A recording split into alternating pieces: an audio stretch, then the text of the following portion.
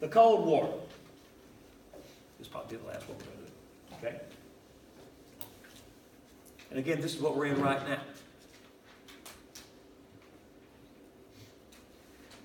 Democrats are going to have a hard time. And the reason is, when Harry Truman's going to take over after Roosevelt dies. When the war ends and Harry Truman takes over, he has got to sit here and absorb the legacy of the New Deal, whether he wants it or not. He's a Democrat. It's his party. He was Roosevelt's vice president. Okay? So right off the bat, if you have any problem with the socialism of the New Deal, it's Harry Truman's fault. Anything that happens after World War II, whether it's atomic spies in the Rosenbergs and Klaus Fuchs, whether it's Alger Hiss, whether it's losing China to communism, it's Harry Truman's fault. Okay? So, the Democrats are going to suffer during this time period. Because, guys, after World War II, when people looked at the New Deal, they looked at communism. That's the lens they saw it through. Whether it was deserved or not, didn't matter. The Democrats are going to be defensive. They're going to try to defend the New Deal. They're going to be reactive. That's why Harry Truman had to fight a lot. Truman would not sit back and get blamed for something that wasn't his fault. But because he was not a politician, and he had more Andrew Jackson than anything else, he fought back. 100 years earlier, Harry Truman would have been dueling everybody in sight. Okay? Okay. In the Cold War, and guys, you've seen this. You've seen this when we talked about NSC 68, okay? You've got to increase defense spending to guard against communism. But at the same time, you've got to balance social programs with that, okay? Truman did a decent job with it. Eisenhower did a decent job with it. The one that's going to struggle with it will be Lyndon Johnson in the 1960s in the Great Society. Remember, the Fair Deal is Harry Truman's program.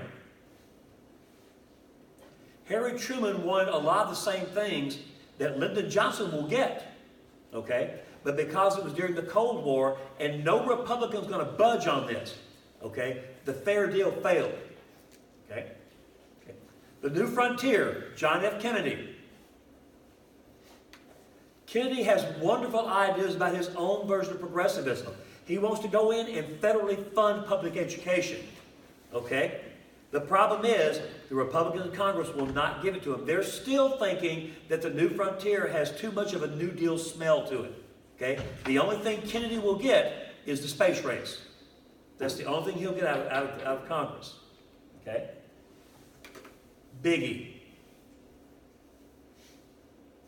When you talk about the Great Society and LBJ, remember, the reason it was limited in its success was because of Vietnam.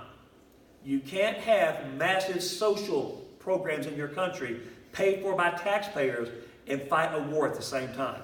Johnson tried to do it.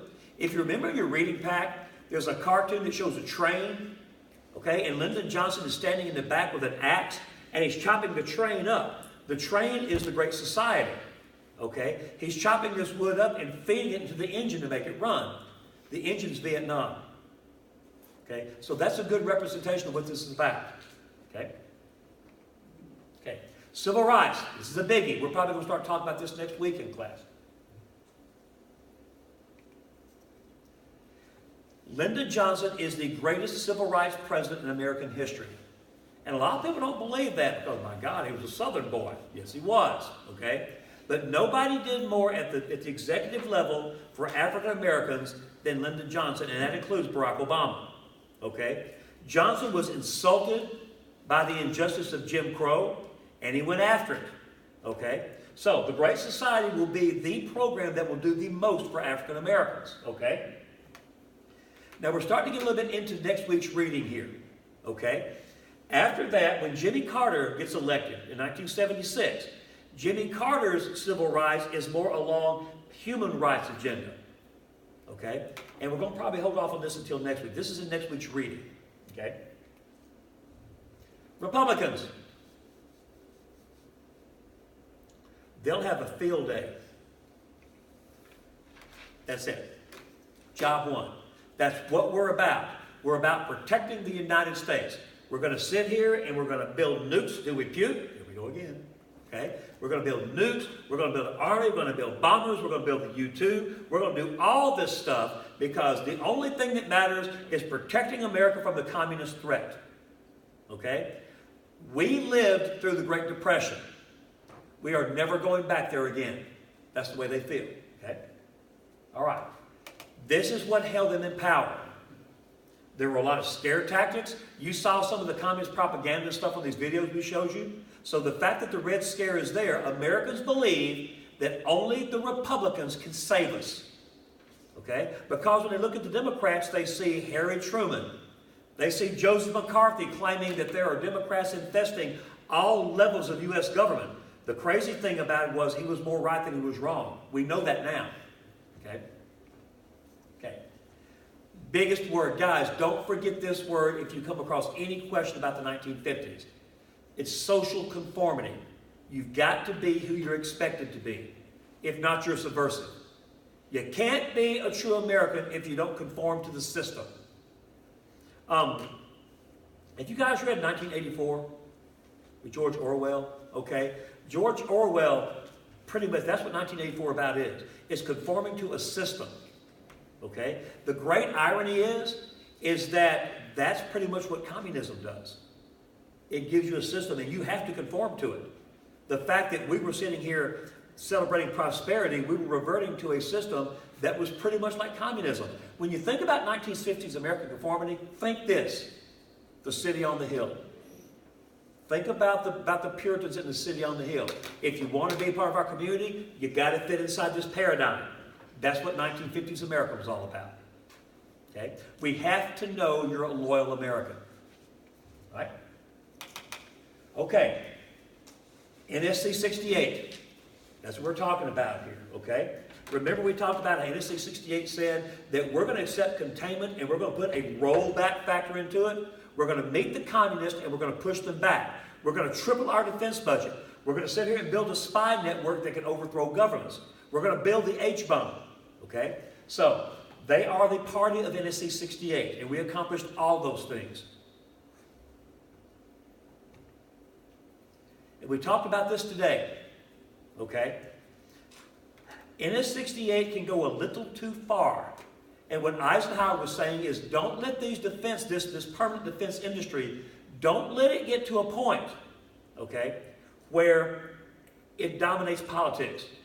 A permanent defense industry needs a war for demand, okay? And Eisenhower's fear is we'll get sucked into some war in some god-awful corner of the world and we'll get stuck there 10 or 15 years, okay? Don't let it happen.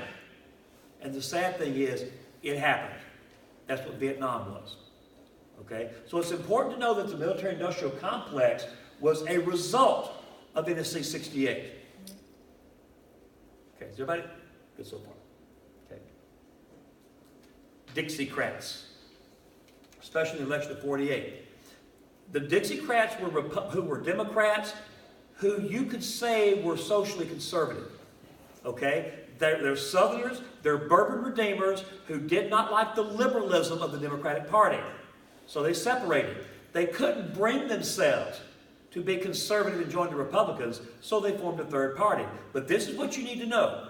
They were more conservative than they were liberal, especially, big time especially, when it came to race relations. Okay? They do not want civil rights. Yeah, Sophie? So when the Chicago Convention happened in like the 1964 Civil Rights Act, was that when like the Dixiecrats joined the Republicans? The Dixiecrats, it will be a slow evolution, okay? The Dixiecrats will sit here and support the Republican Party because LBJ is going to pass the Civil Rights Act. You're right about that, okay? So as time goes on, the Dixiecrats say, okay, what do we believe? We believe in segregation. What do the Democrats believe? They believe in desegregation. So we have no future with the Democrats. So they will start to filter over to the Republicans. In 1968, they will support a third-party candidate named George Wallace in the South. So the Dixiecrats will stay pretty much to themselves, okay? They will stay the States' Rights Party, and they'll become the Independent Party later on. But eventually, they will join the Republicans because Republicans are more conservative for their taste. Okay? That's a good question. Okay. here we go. All right? This is one thing, probably the last thing we're going to talk about. All right? Ever since the Great Depression, okay, you start to see a very distinct line dividing Democrats and Republicans. Okay? The longer times go on, the more different, the more polar they will be. This is something that had not happened before. Sometimes it was hard to tell if you're a Democrat or Republican. But after World War II, and primarily because of the New Deal, because of the liberalism and the quote-unquote socialism of the New Deal, the parties start to separate. And they become very distinct in who they are. Okay? Here's the problem, and please listen to this. This is a faction thing. If your parties start to separate, they will separate along factional lines of radicalism. Either you're liberal or you're conservative. That's what they did. The problem that's missing is, who speaks for the middle? Who speaks for the former half-breeds? And what happens is, at this time, these people will be ignored. Eventually, the two parties will try to come back and bring them in. Okay? That's what's going on right now. Okay? So remember, because of all this and everything, the parties will separate. They will have their own identities. Okay? In 1980, the godfather of Republican conservatism will be elected. That's who you're reading about next week. His name is Reagan. Okay? Okay. We'll talk about that next week. Okay? Does everybody get so far?